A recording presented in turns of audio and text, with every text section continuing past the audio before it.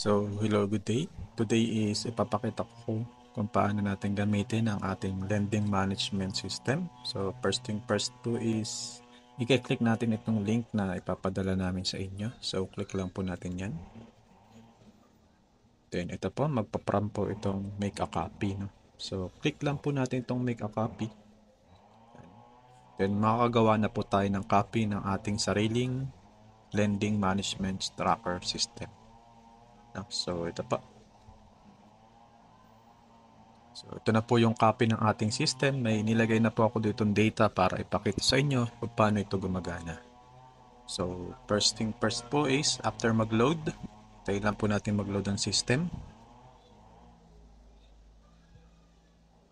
So, ito na po. Kapag nakapag-load na po ang system natin, so click lang po natin ito kahit ano pong button dito. No? So, click natin itong register para ma-activate muna natin yung ating system. So, click po natin yan.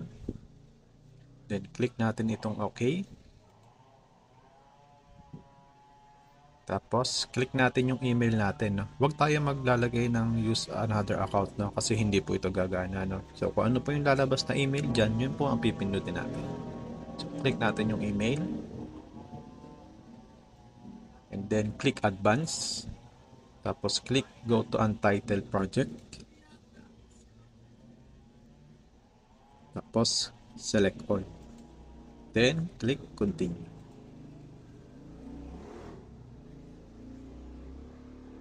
So, ito na po.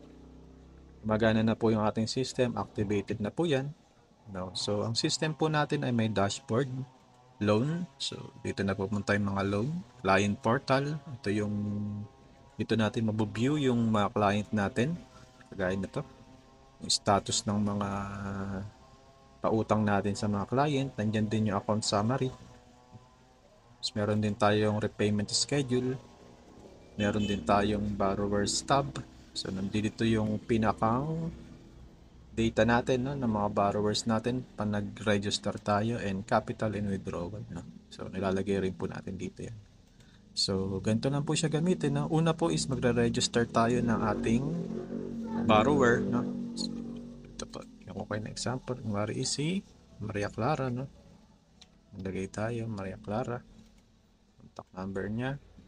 Kahit ano lang po. Sample lang naman po ito. Date of birth. No? Civil status, single, income source, salary, address, no? Saan po yan?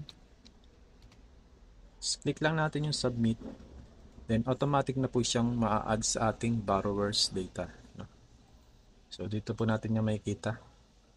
Borrower's data. Yan. Si Maria Clara po is nadagdag na siya rito. No?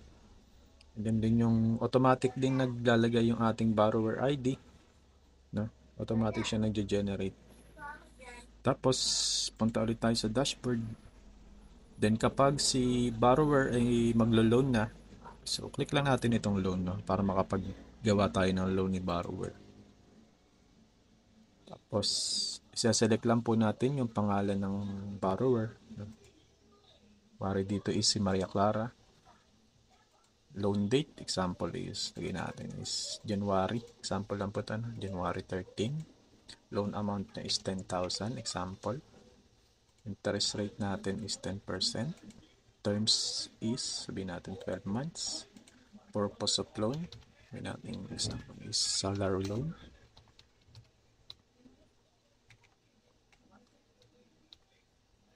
Submit lang po natin. Then magja-generate na po siya automatic ng repayment schedule and ng loan agreement. No? So ipiprint na lang po natin siya. No? So, ito na po, loan data added. No? So pupunta po tayo ngayon dito sa ating loan. Tapos may kita po natin dito si Maria Clara. No? Automatic din nagja-generate ang ating loan ID. So sunod-sunod po yan. No? So ito na po yung ating repayment schedule. No? Ipiprint na lang po natin at ibibigay sa ating borrower para makita niya schedule ng payments niya. No? So automatic na po yun. No? Wala na po kayong iintindihin. Tapos automatic na rin po yung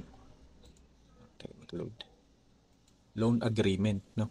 So yung loan agreement po is automatic nang nagge-generate din. So papapermahan na lang po natin. So ito po yung sample.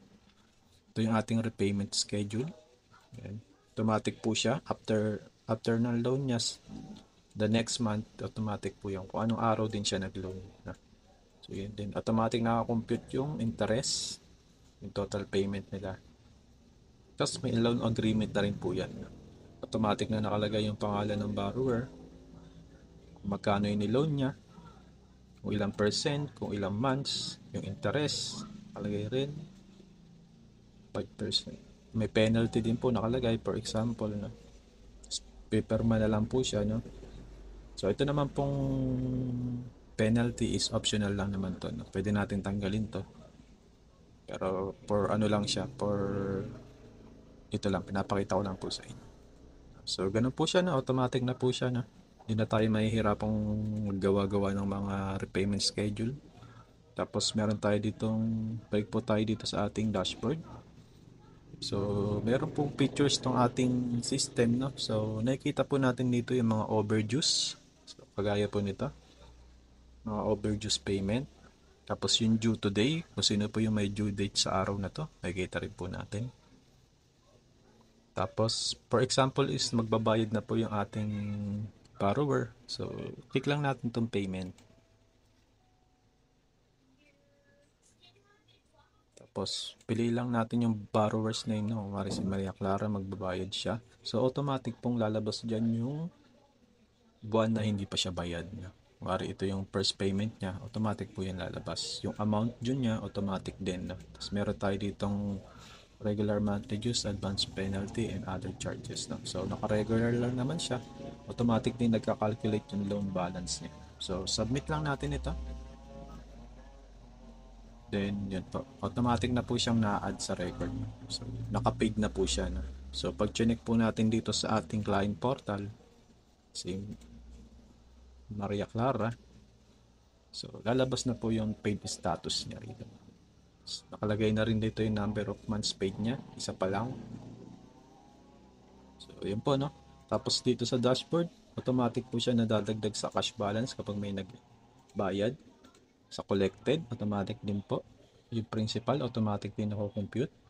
Yung kung magkano na ba yung total na pinautang natin, automatic din.